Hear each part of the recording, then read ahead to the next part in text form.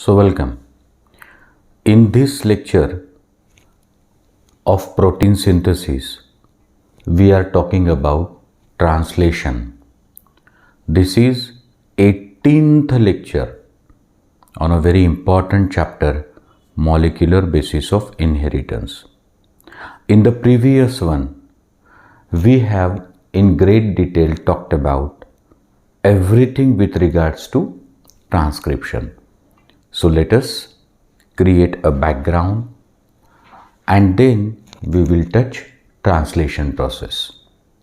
तो देखो, हमारी सेल के अंदर हमेशा किसी न किसी प्रोटीन की आवश्यकता होती है. कभी वो स्ट्रक्चरल प्रोटीन हो सकता, कभी वो एंजाइम हो सकता, हार्मोन हो सकता. सो बिना प्रोटीन के सेल का कुछ भी काम नहीं हो सकता. ये सब कुछ हम आपको पहले बता चुके. अब रही बात कि ये तो फाइनली समझ में आ गया कि सेल को हमेशा प्रोटीन की ज़रूरत होती है. और अब प्रोटीन जो बनाता है, प्रोटीन सिंथेसिस मशीनरी, वो राइबोसोम हमारी सेल में है. प्रोटीन बनाने की जो इन्फॉर्मेशन है वो डीएनए के पास है. और इसीलिए DNA transfer the information for protein synthesis to messenger RNA. And that entire process of conveying information to messenger RNA is a first step in protein synthesis called transcription. मी म्हटलं आपल्या सेलमध्ये सतत प्रोटीनची आवश्यकता असते. कधी स्ट्रक्चरल प्रोटीन तर कधी functional protein म्हणजे एन्झाईम किंवा हार्मोन. आणि हे प्रोटीन बनवण्याचं काम कोणाचं आहे? राइबोसोम. पण प्रोटीन बनवण्यासाठी जी माहिती लागते ती कोणाकडे असतं? डीएनएकडे. तो पहिल्या स्टेपमध्ये काय व्हायला पाहिजे की 2 स्ट्रँडपैकी ज्या स्ट्रँडवर आहे इन्फॉर्मेशन, जिला आपण टेम्पलेट स्ट्रँड म्हटलं किंवा अँटीसेन्स किंवा नॉन कोडिंग स्ट्रँड म्हटलं, तो त्या स्ट्रँडने बनवला मॅसेंजर आरएनए. आता मी काही हे डिटेल सांगत नाही कारण ते आपलं झालं आहे. तो आता सगळी माहिती कोणावर आली आहे? मॅसेंजर आरएनएकडे आली आहे. सो ही जी क्रिया आहे, जेव्हा डीएनएच्या 2 स्ट्रँडपैकी एका स्ट्रँडवर बनतो मॅसेंजर आरएनए, त्याला आपण म्हणतो ट्रान्सक्रिप्शन. ट्रान्सक्रिप्ट म्हणजे समथिंग हँड रिटन. ट्रान्सक्रिप्शन म्हणजे रायटिंग द इन्फॉर्मेशन. तो DNA dictate the process of protein synthesis. तो सर डीएनए कसा डिक्टेट करतो? त्याने सगळी माहिती दिली मैसेंजर आरएनएला. और ये मैसेंजर आरएनए इंफॉर्मेशन लेकर साइटोप्लाज्म में आ जाता. तो ट्रांसक्रिप्शन के सारे डिटेल्स आपके पास आ गए 17th लेक्चर में. घंटे भर का लेक्चर था कि ट्रांसक्रिप्शन यूनिट म्हणजे प्रमोटर, टर्मिनेटर, मधात structural gene. So it is flanked by promoter and terminator. तेवढाच डीएनएचा सिक्वेन्स कॉपी होतो मॅसेंजर आरएनएवर.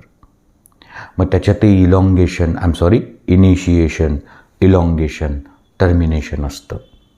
आरएनए पॉलिमरेज जो असतो त्याच्याबद्दल मी सांगितलं. सिग्मा फॅक्टर जो प्रमोटर दिखाता, रो फॅक्टर जो टर्मिनेटर दिखाता, हे सगळं झालं. आता आपल्याला इथून पुढं बोलायचं. तो हाँ सर, ये समझ में आ गया पिछले लेक्चर की वजह से कि डीएनए ने वो सारी इन्फॉर्मेशन अब मैसेंजर आरएनए को सौंप दी है और मैसेंजर आरएनए अब प्रोसेसिंग होके साइटोप्लाज्म में आ गया करने ट्रांसलेशन. तो ट्रांसलेशन क्यों नाम पड़ा सेकंड स्टेप का? तो जैसे ट्रांसक्रिप्शन डीएनए लिख रहा था इन्फॉर्मेशन, ट्रांसलेशन जो इन्फॉर्मेशन आ गई है मैसेंजर आरएनए के पास, इन अ कोडेड लँग्वेज. मॅसेंजर RNA कडे DNAने इन्फॉर्मेशन दिली आहे, पण ती कोडेड लँग्वेजमध्ये आहे. समजा AUGUGGGGG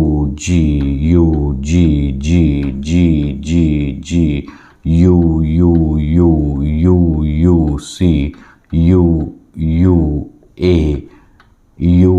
UUAUAA like this. तो this is 5' end, this is 3' end. आता तुम्हाला हे माहिती आहे की हे जे कोडॉन्स आहे, each codon specify one particular amino acid except the last one called stop or chain termination codon. तो सर आप कहते कि हर कोडॉन एक अमीनो एसिड स्पेसिफाई करता आखिरी कोडॉन को छोड़ के. क्यों? क्योंकि आखिरी का नॉनसेंस कोडॉन है, चेन टर्मिनेशन कोडॉन है. तो it do not specify any particular amino acid, म्हणून तो नॉनसेंस है. तो जितने कोडॉन्स होंगे उससे एक कम होगा amino acid in a protein. तो सर 1 2 3 4 5 6 7.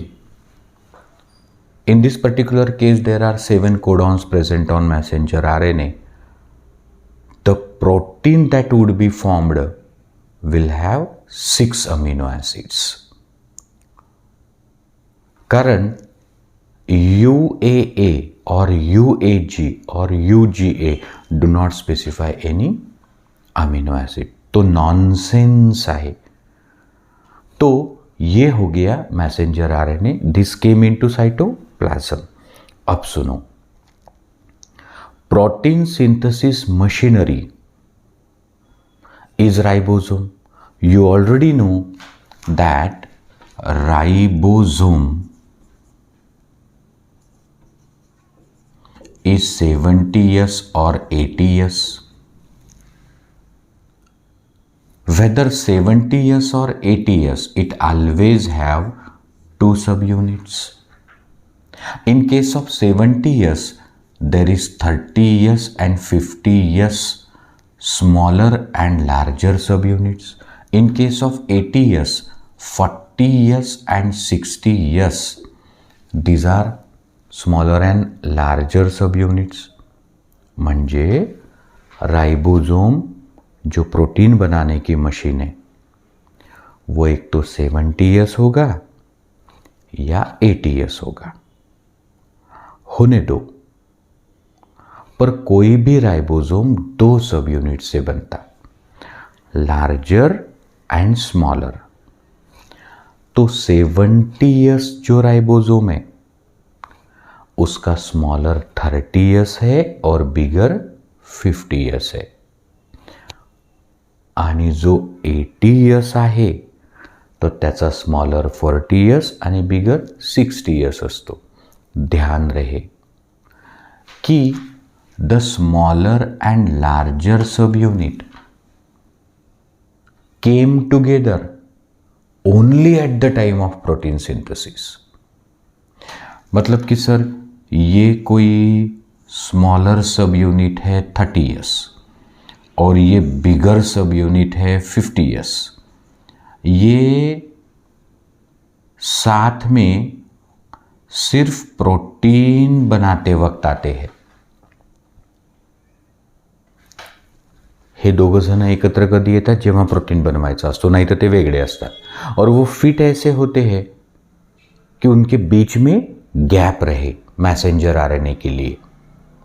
जैसे हमारे आपके घरों में वस्त्र को धोने के पश्चात जिस रस्सी पर सुखाते हैं वो उड़ना नहीं चाहिए, तो उसको क्या लगाते? चिमटा. तो वो रस्सी माने मैसेंजर आरएनए और वो चिमटा माने राइबोसोम. तो उसमें गैप रहती है इस रस्सी के लिए. म्हणजे हे 2 सब युनिट असे एकत्र येतात की त्यात छिद्र असलं पाहिजे मॅसेंजर आरएनएसाठी. Mg di positive ion concentration brings them together. तो ठीक आहे सर, आता आपल्याकडे ट्रान्सक्रिप्ट तैयार है, राइबोसोम साइटोप्लाज्म में है, अब होना है प्रोटीन सिंथेसिस। तो सुनो, ये जो अब सेकंड स्टेप होने हैं translation, that is according to the information of messenger RNA there is formation of protein. This second step is translation. तो अभी हम लोग स्टार्ट करते ट्रांसलेशन। अब बॅकग्राऊंड क्या बना, तो सर तुम्ही असं सांगितलं की DNA केवढे प्रोटीन बनवण्याची जी माहिती होती ती मॅसेंजर RNAवर आली, मॅसेंजर RNA ती माहिती घेऊन सायटोप्लाझममध्ये आला, रायबोझोमही तयार आहे, फक्त आता या कोडॉनचं करायचं आहे translation, decoding. So according to the information on messenger RNA, there must be the arrangement of amino acids to form protein or polypeptide. Protein or polypeptide. तो सुनो, सबसे पहले ये मान के चलो कि ये सेल है और यहाँ पड़े हैं अमीनो एसिड्स.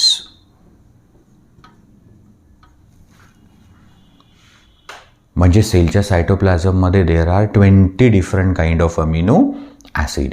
तो cytoplasm itself is a pool for amino acids. अब इन ट्रांसलेशन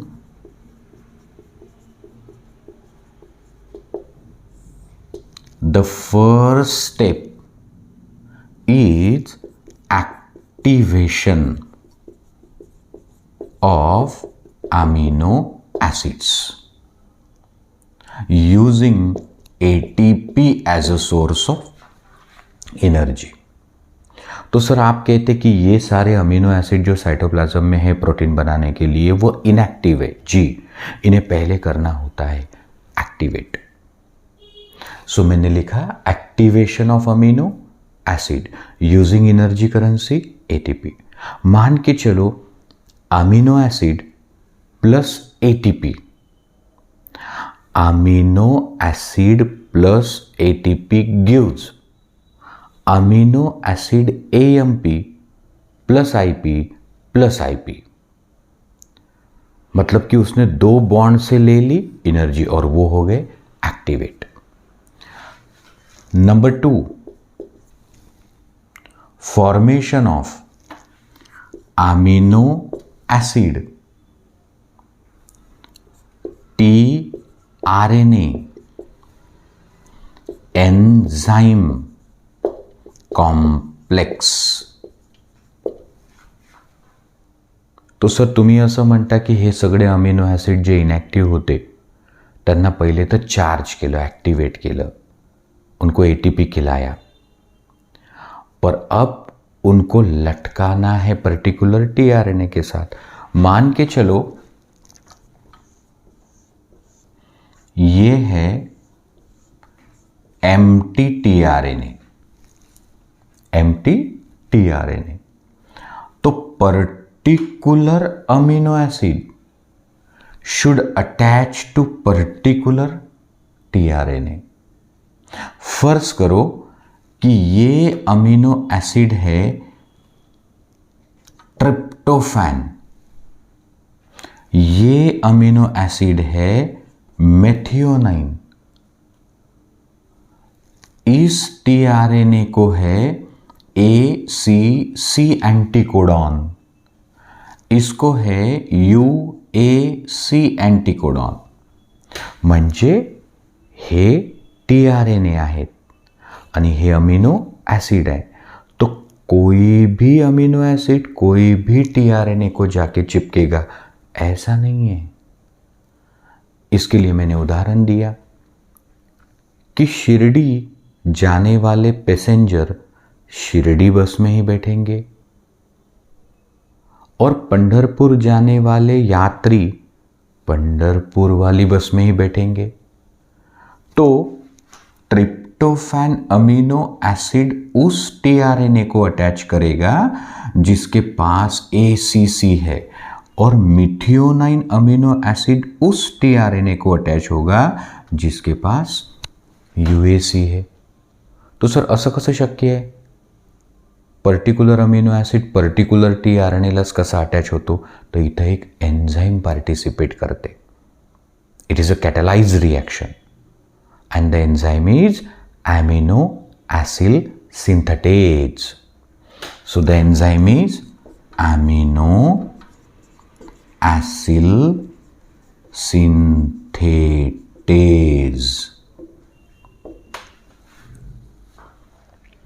तो ये एंजाइम इस tRNA को इस अमीनो एसिड के साथ अटॅच करेगा. त्यालाच आपण म्हटलं amino acid. tRNA enzyme complex. तो अब सारे ट्रक लोड हो जाएंगे. मतलब हे अमीनो ॲसिड पर्टिक्युलर tRNAला होतील attach. The thing is enzyme mediated. तो सर मला पहिले समजलं की ट्रान्सलेशनमध्ये काय होते?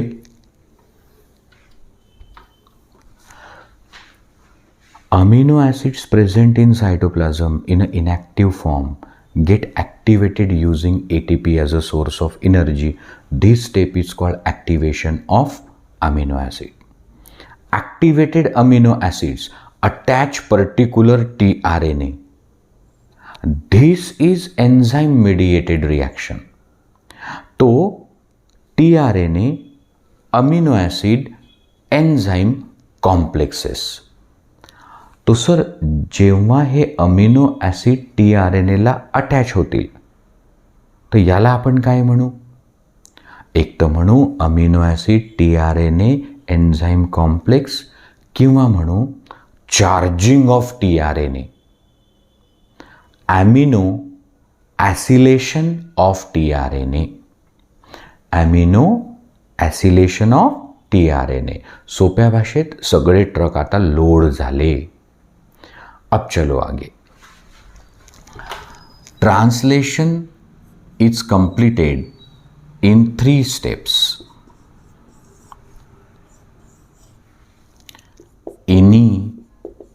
इनिशिएशन माने शुरुआत, पढ़ने की.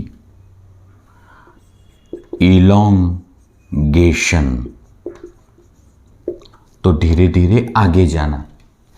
एंड टर्मिनेशन तो यहां पर रुक जाना. मग एक्टिवेशन ऑफ अमीनो एसिड हो गया. Amino acid tRNA enzyme complexes form हो गए. म्हणजे यांचं ॲक्टिवेशन झालं, चार्जिंग झालं, अमीनो ॲसिलिएशन झालं. आता ॲक्च्युअल ट्रान्सलेशन आहे. म्हणजे हे ट्रान्सलेशन, रीडिंग, भाषांतर आणि याच्यात 3 स्टेप आहे. इनिशिएशन सुरुवात, इलॉंगेशन पुढे जाणे आणि शेवटी फुल स्टॉप आल्यावर थांबणे म्हणजे टर्मिनेशन. तो चलो हम स्टार्ट करते इनिशिएशन. देखो, न्यूक्लियस में जो DNA था उसने अपनी 2 स्ट्रैंड को सेपरेट किया. सिर्फ उतना रीजन जहां थी इन्फॉर्मेशन. इन मराठी न्यूक्लियसमध्ये DNA होता. त्याच्यात 2 स्ट्रँड सेपरेट झाल्या पण पूर्ण DNA नाही. जिथून जिथपर्यंत लिहिलेली होती माहिती म्हणजे प्रमोटर टू टर्मिनेटर. और फिर वो इन्फॉर्मेशन कॉपी हो गई ऑन मैसेंजर RNA. मग ती सगळी माहिती कोणावर आली? mRNA. mRNA न्यूक्लियसमधनं आला प्रोसेसिंग नंतर बाहेर. म्हणजे त्याचं कॅपिंग झालं, स्प्लाइसिंग झालं, टेलिंग झालं. आत्ता पुढे ये वो मैसेंजर RNA है जो आ गया इन साइटोप्लाज्म. म्हणजे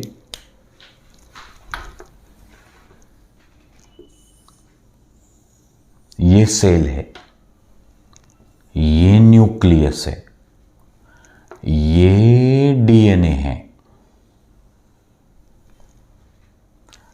ये है 3' to 5', template strand. This is the information for protein synthesis. इस पे ये बना मैसेंजर आरएनए, कॉम्प्लीमेंट्री बेसिस. तो सर कैसे कॉम्प्लीमेंट्री? तो ए है तो यू, टी है तो ए, जी है तो सी, सी है तो जी. और ये मैसेंजर आरएनए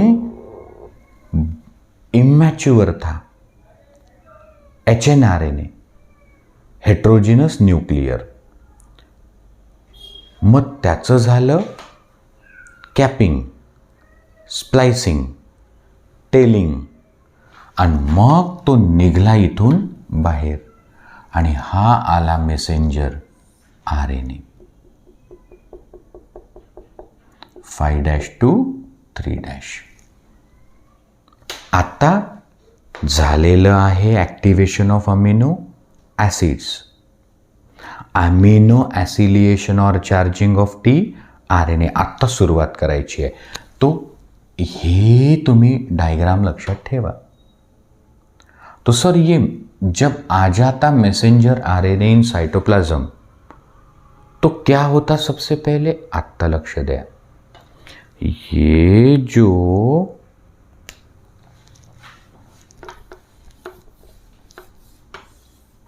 मैसेंजर आरएनए है तो उसको पहले स्मॉल यूनिट को अटैच होना होता है. So messenger RNA that has came into cytoplasm first get attach to the smaller sub unit of ribosome. तो इफ 70S है तो स्मॉलर इज 30S, और अगर 80S वाला राइबोसोम है तो स्मॉलर इज 40S. चलो हम मान के चलते कि दिस इज 30S. म्हणजे मॅसेंजर आरएनए सायटोप्लाझममध्ये आल्यावर त्याला कोण येऊन चिपकला आधी? सर स्मॉलर सब यूनिट येऊन चिपकला. ठीक है, अजून नहीं आला लार्जर. अब ध्यान दो आप, ये प्रोसेस हम सामान्य लैंग्वेज में बता रहे, नॉन बायोलॉजिकल, नॉन टेक्निकल म्हटलं तरी चालेल. तो सर इतना तो समझ में आ गया, एमआरएनए साइटोप्लाज्म में आते ही स्मॉलर सब यूनिट से चिपक गया. मैसेंजर आरएनए साइटोप्लाज्म मध्ये आल्याबरोबर त्याला कोण चिपकलं? Smaller sub unit. अजून लार्जर सब यूनिट आलेलं नाही. अब पहला कोडॉन है AUG, तो विच इज अ कॉम्प्लीमेंट्री और anticodon present on tRNA. AUG साठी एंटीकोडॉन काय असते? UAC. सो UAC हा झाला टीआरएनए. इसको लटका है मिथियोनाइन. मतलब ये टीआरएनए अब आ गया यहां पर and it is properly placed. It is properly placed. म्हणजे हे 3 बेसिस ऑफ कोडॉन, हे 3 bases of anticodon. So A pairs to U, U pairs to A, G pairs to C. Perfect pairing. अब सुनो, अब दूसरा है UGG. UGG. अब रुक जाओ. तो सर मैसेंजर आरएनए ला चिपकलं स्मॉलर सब युनिट. मग आला फर्स्ट टीआरएनए. हमेशा फर्स्ट टीआरएनए कौन रहता? UAC एंटीकोडॉन वाला. का? कारण पहिला कोडॉन नेहमी असतो AUG स्टार्ट कोडॉन. अब ये आ गया larger sub unit. Larger sub unit कोणता आहे लार्जर? 50S. तो this is 50S, this is 30S. बन गया कंप्लीट 70s। आगे देखो, the larger sub unit has 3 sides. लक्ष द्या, या लार्जर सब युनिटला किती साईट आहेत? 3। पी साइट, ए साइट, ई साइट। ए, पी, ई। तो सर पी साइट म्हणजे पेप्टिडिल साइट, ए म्हणजे अमिनो ॲसिल साइट, ई म्हणजे एक्झिट साइट। म्हणजे जशा एका अपार्टमेंटमध्ये पार्किंग करण्याच्या किती जागा आहे? 3 जागा असं मानून चला। तो पहिली कार कोण्या साईटला पार्क झाली? पी साईटला। पहिली गाडी जी आली अपार्टमेंटमध्ये ती पी साईटला पार्क झाली आहे। अब नया TRNA ACC वाला, नवीन गाड़ी ACC, त्याला काय अटैच है? ट्रिप्टोफैन। वो यहां आ गया ACC।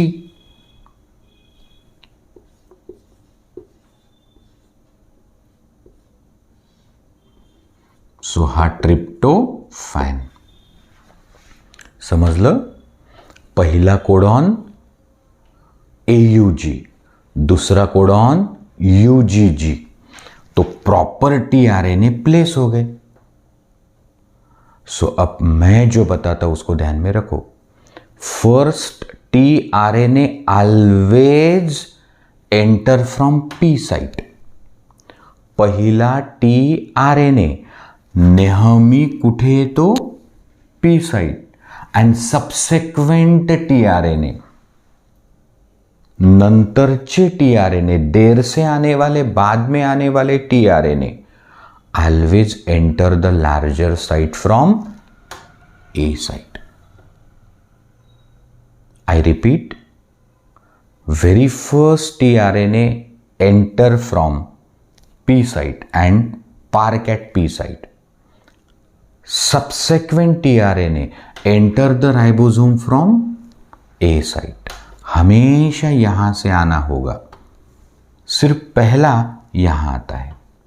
अब देखो, U pairs to A, G pairs to C, G pairs to C, perfect pairing झालं। तो आपण एक एक्झाम्पल घेऊ। आपण करतो आहे ट्रान्सलेशन। मला उद्या सुट्टी पाहिजे। मुझे कल छुट्टी चाहिए। तो ये मैसेज है। तो हमने मला पढ़ लिया, उद्या पढ़ लिया। आपण 2 शब्द वाचले, मला उद्या किंवा मुझे कल। तो हो गया क्या पूरा मैसेज? जर आपण हे 2 शब्द वाचले तो पूर्ण झालं का वाचून? नहीं। अभी तो सिर्फ 2 ही कोडॉन का हुआ ट्रांसलेशन। अब ध्यान दो, the first TRNA is at a P site, the second TRNA is at a A site. They are very close, so that amino acid came closer to each other. म्हणजे दोन्ही TRNA इतक्या जवळ जवळ आहे की आता अमीनो ॲसिड एकमेकाच्या आले जवळ। ये पहला और ये दूसरा। अब इनके बीच में बन जाता peptide bond. Amino acids are linked to each other by peptide bond. ये बायोमोलिक्यूल नाम के चैप्टर में समझेगा आपको, या फिर आपका केमिस्ट्री में हो चुका होगा कि एका अमीनो एसिडचा NH2 ग्रुप दुसऱ्या अमीनो ॲसिडचा COOH ग्रुप म्हणजे कार्बोक्सिल ग्रुप, यांच्यामधून वॉटर डिलीट होते आणि तिथे बनतो एक कोव्हॅलंट बॉन्ड ज्याला म्हणतात पेप्टाइड बॉन्ड. पहा बरं किती अमिनो ॲसिड जुळले, 1 with 2. ठीक है. अब देखो ये फर्स्ट टीआरएनए उसने अपना फर्स्ट अमीनो ॲसिड सेकंड को लटका दिया. पहिल्या टीआरएनएने स्वतःचं अमिनो ॲसिड 2 नंबरच्या अमिनो ॲसिडला अटैच केलं बाय पेप्टाइड बॉन्ड. तो अब ये पहला वाला तो हो गया फ्री. म्हणजे ट्रक आला, दूसरा ट्रक आला, पहले ट्रक वाले ने अपना सामान दूसरे को लटका दिया, तो पहला ट्रक तो फ्री हो गया. म्हणजे तुमच्या घराचं बांधकाम सुरू आहे. आप ध्यान दो मेरे एग्जाम्पल पे. एग्जाम्पल आसान बनाते हैं चीज़ों को.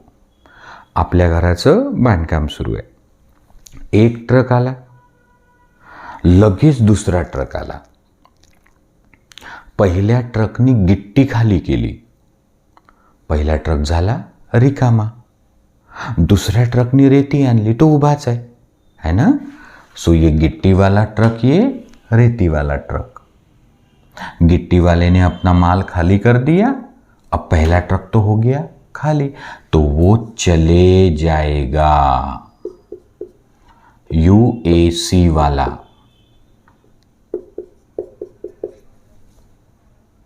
पहिला ट्रक जो खाली झाला तो निघून जाईल फ्रॉम ई साइट. ई म्हणजे एक्झिट.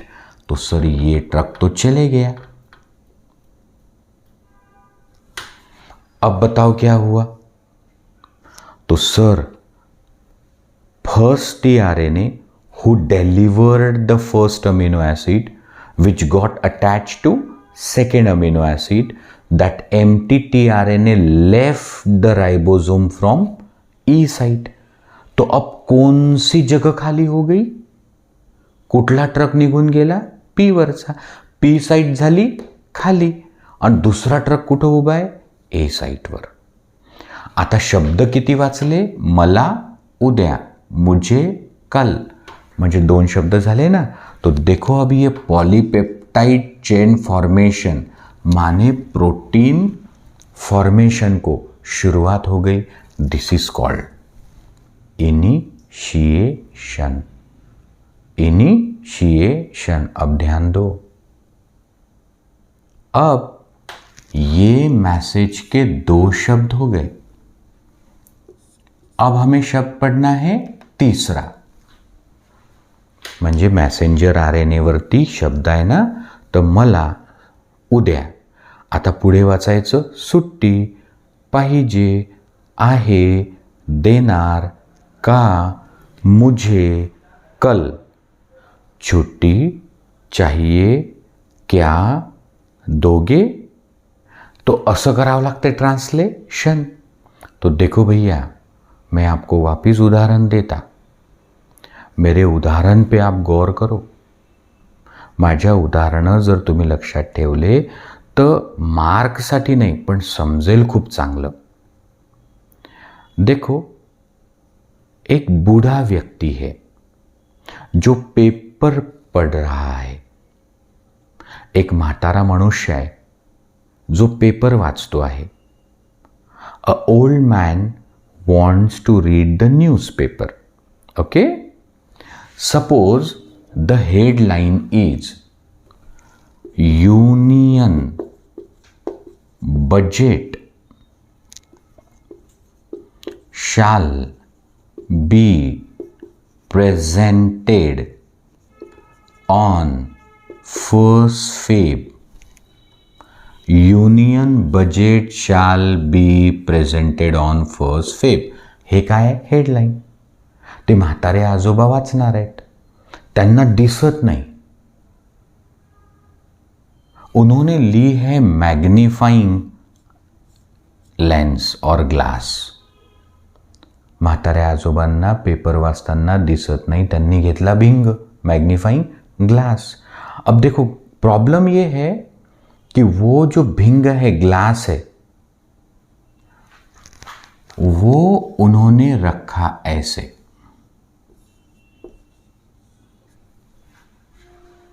तो मॅग्निफाईंग ग्लास त्यांनी पेपरवर ठेवला तर त्याच्यात किती शब्द दिसले? 2. म्हणजे यूनियन बजट. ठीक है ना? तो ये पेपर है, उन्होंने लेंस पकड़ी और उन्होंने 2 शब्द देखे, यूनियन बजट. अब उनको आगे पढ़ना है तो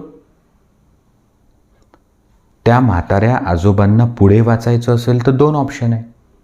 कौन से 2? एक तो लेंस आगे ले जाओ या फिर लेंस को रखो, पेपर खींच लो. समजलं? एक तर लेन्स पुढे न्या, नाही तर लेन्स तिथंच राहू द्या, कागद ओढा.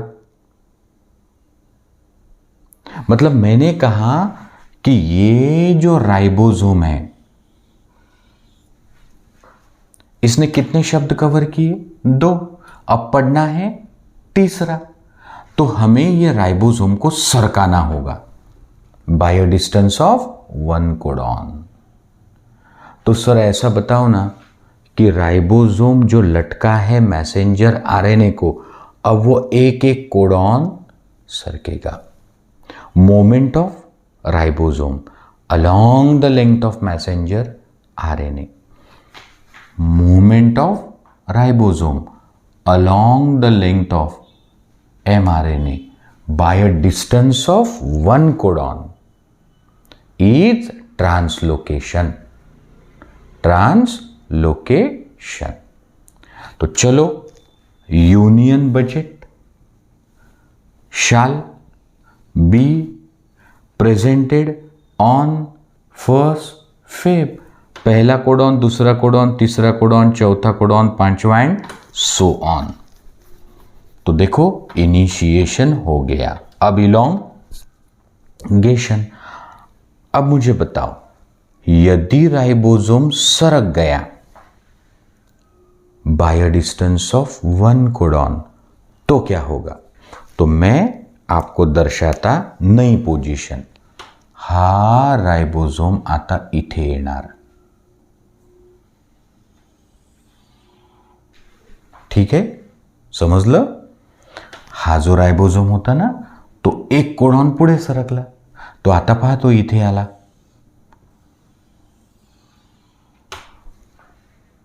अब बताओ, ये टीआरएनए 2 नंबर का, 2 नंबरचा टीआरएनए कुठे उभा होता? ए साइटला. खाली कोण होती? P site. अब देखो तो क्या हुआ?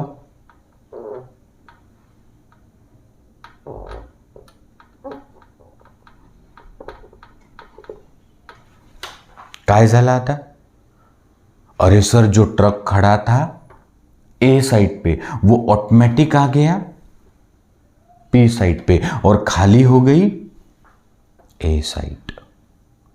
तो अब होने वाला है इलॉन्गेशन. आता पहा, नेक्स्ट कोडॉन इज जी जी जी, सी सी सी, नीचे इसको है ग्लाइसिन.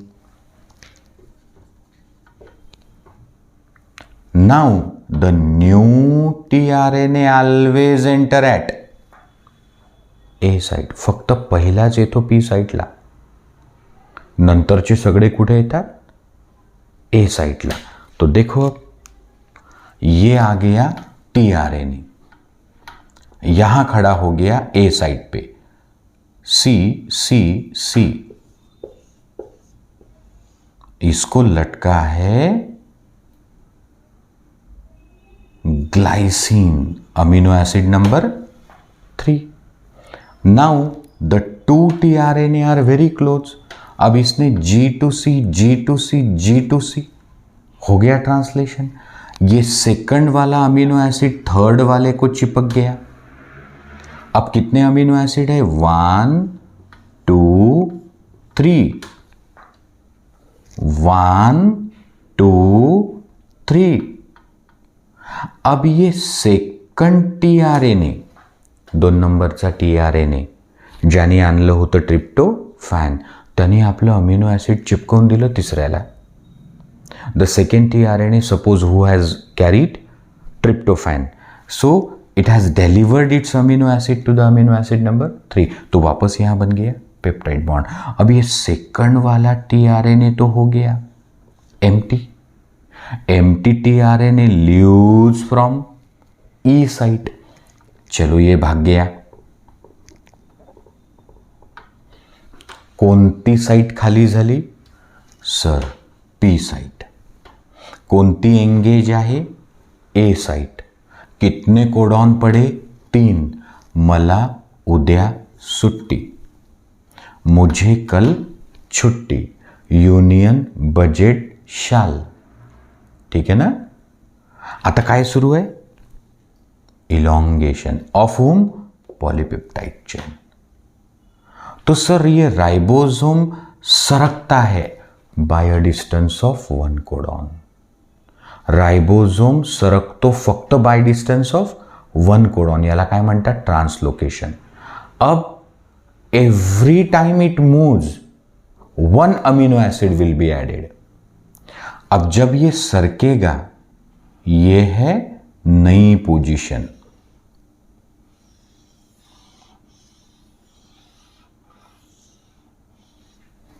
नई पोजीशन.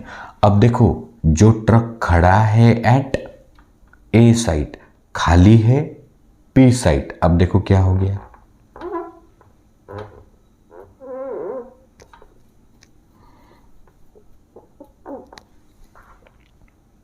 जो ट्रक होता पी साइट वर तो ऑटोमॅटिक आला ए साइट. आई एम सॉरी, जो ट्रक था ए साइट पे, अब वो आ गया पी साइट पे. ए साइट हो गई खाली. आता पुढे आहे यू यू यू. तो समझो ये है ए ए ए और यहां है फिनिल एलेनिन. Phenylalanine. तो now this will enter from A site. So A amino acid number 4 और इसका नाम क्या है? Phenylalanine. Now they have came close to each other. तो तिसऱ्या टीआरएनएनी स्वतःचा अमीनो ऍसिड याला चिपकोला. अब देखो, मिथिओनाइन, ट्रिप्टोफैन, ग्लाइसिन, फिनिलएलेनिन, 1 2 3 4. ये empty tRNA will leave from E site. अब ये कहां खड़ा है? ए साइट खाली हो गई. पी साइट हमें पढ़ना है अगला कोडॉन. तो जब आगे सरकोगे तो 5वां अमीनो एसिड, फिर आगे सरकोगे 6वां अमीनो एसिड. ऐसा होता रहेगा इलॉन्गेशन. तो इनिशिएशन के लिए initiation factor 1, initiation factor 2, initiation factor 3 चाहिए. इलॉन्गेशन के लिए elongation factor 1, elongation factor 2, elongation factor 3 चाहिए. Some factors are required. ऐसे करते करते कहां पहुंच गए? तो सर तुम्ही म्हणता की एक एक कोडॉन सरकत आपण कुठे पोहोचलो? तो फाइनल ये पोजीशन होगी शेवटची. 1 2 3 4 5 6.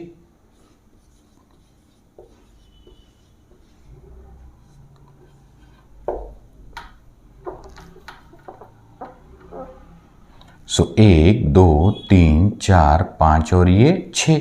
Amino acid number 6, amino acid number 5.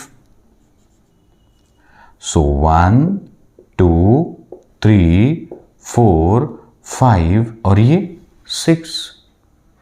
अब अगला कौन सा कोडॉन है? UAA. Nonsense. It cannot be translated. तो अब होने वाला है termination. It's a stop signal.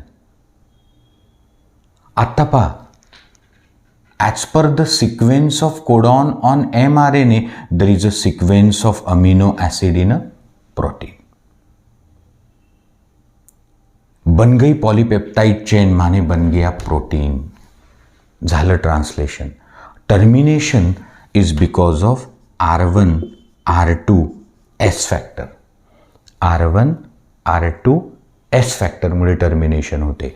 Elongation factor 1 2 3 for initiation, initiation factor 1 2 3 for initiation, elongation factor 1 2 3 for elongation, टर्मिनेशनसाठी R1 R2 S. तो सर मग आत्ता काय होईल? आता तर मला उद्या सुट्टी हवी होती, देणार ना, झालं. कल मुझे छुट्टी चाहिए थी, दोगे ना? Will you grand me a leave for tomorrow? हो गया खत्म. Union budget will be presented on 1 Feb. हो गया मैसेज पूरा, हो गया ट्रांसलेशन. अब क्या होगा? The smaller sub unit and larger sub unit of ribosome will dissociate. Messenger RNA is denatured. मैसेजचं काही काम नाही. और ये जो है polypeptide chain, it is released from E site. तो आता सर ही जी पॉलीपेप्टाइड चेन आहे म्हणजे प्रोटीन आहे, तो ये प्रोटीन या पॉलीपेप्टाइड को आप आम बात मत समजो. म्हणजे हे जे प्रोटीन बनलं ना, याला साधं समजू नका. अरे बाबा, यही आपका स्ट्रक्चरल प्रोटीन हो सकता, कोई एंजाइम हो सकता, कोई हार्मोन हो सकता. और थोड़ी सी भी गड़बड़ी हो जाती, जैसे हमने सिकल सेल एनीमिया में देखा कि बीटा ग्लोबिन के छठे पोजीशन पे ग्लूटामिक एसिड की बजाय आ गया वैलिन, तो हो जाता sickle cell anaemia. You know it. तो ये जो particular sequence of amino acid है, that makes a protein particular. तो ऐसा होता है translation. In prokaryote, transcription translation occur in same compartment, no nucleus. In eukaryotes, transcription occurs in nucleus, translation occurs in cytoplasm. ये दोनों में अंतर है. तो यहाँ पर हमने ट्रांसक्रिप्शन और ट्रांसलेशन मतलब प्रोटीन सिंथेसिस खत्म कर दिए. अब अगले लेक्चर में हमारी बात होगी सबसे इंपॉर्टेंट, हर साल एक क्वेश्चन आता है गॅरंटीड. पुढच्या लेक्चरमध्ये मी बोलणार आहे about regulation of gene expression. Sir gene expression म्हणजे? तो जीन म्हणजे DNA. जीन एक्सप्रेशन म्हणजे काय? क्रोमोसोम के ऊपर कोई जीन है, वो एक्सप्रेस होता, मतलब क्या? तो जीन मतलब DNA. उससे पहली स्टेप में ट्रांसक्रिप्शन होके बनेगा मैसेंजर RNA. दूसरी स्टेप में उसका होगा ट्रांसलेशन और बनेगा प्रोटीन. क्रोमोझोमवरती असतात जीन. एखादा जीन एक्सप्रेस होतो म्हणजे तो जीन आहे DNA. तो करतो ट्रांसक्रिप्शन ट्रांसलेशन. तो सर ये ट्रांसक्रिप्शन एंड ट्रांसलेशन म्हणजे प्रोटीन सिंथेसिस. तो gene express as a result a protein is synthesize, may be enzyme. तो सर मग तुम्ही ऑपेरॉन कन्सेप्ट शिकवणार म्हणजे मी शिकवणार की जीनचं एक्सप्रेशन होऊन प्रोटीन किंवा एन्झाइम बनण्याची जी क्रिया आहे त्याचं कोण करतं रेग्युलेशन. सर एग्जाम्पल दो. ठीक है, आप आपके रूम में आ गए क्लास से, लायब्ररी से. तुम्ही तुमच्या रूममध्ये आले क्लासवरून किंवा लायब्ररीमधून. You came back in your study room, either from a class, either from a library, and you feel warmth. तुम्हाला गर्मी झाली, गर्मी महसूस हो रही, तो आप क्या करोगे? तो सर फैन को ऑन कर दूंगा. तो फैन ऑन किया मतलब जीन का हो गया एक्सप्रेशन, बन गया प्रोटीन। और अगर आप रूम या क्लासरूम या लाइब्रेरी से आते हैं रूम में और फॅन की कोई जरूरत नाही, तुम्ही क्लासमधून किंवा लायब्ररीतून रूममध्ये आले आणि जर फॅनची गरज नसेल तर तुम्ही फॅन लावाल का? नाही सर. म्हणजे जो जीन आहे त्याचं नाही होत एक्सप्रेशन, नाही बनत प्रोटीन. मतलब जैसे फैन को ऑन या ऑफ कर सकते. फॅन ऑन कधी करशील? सर गरज पडली तर. ऑफ कधी ठेवशील? जर गरज नसेल तर. एसी कधी लावशील? गरज असेल तर. कधी नहीं लावशील? हिवाळ्यामध्ये, है ना. तो जैसे हम गर्मी के दिनों में रूम में एसी लगाते और ठंडी के दिनों में एसी को बंद करते, वैसे ही जिस जीन के प्रोडक्ट की जरूरत है उसे करना होता है ऑन. जिस जीन के प्रोडक्ट की जरूरत है उसे करना होता है ऑन. मतलब ट्रांसक्रिप्शन, ट्रांसलेशन. जिस जीन के प्रोडक्ट की जरूरत नहीं है, म्हणजे हिवाळा आहे तर एसी लावशील का? नाही. मग त्याला करावं लागतं ऑफ. म्हणजे ना ट्रांसक्रिप्शन ना ट्रांसलेशन.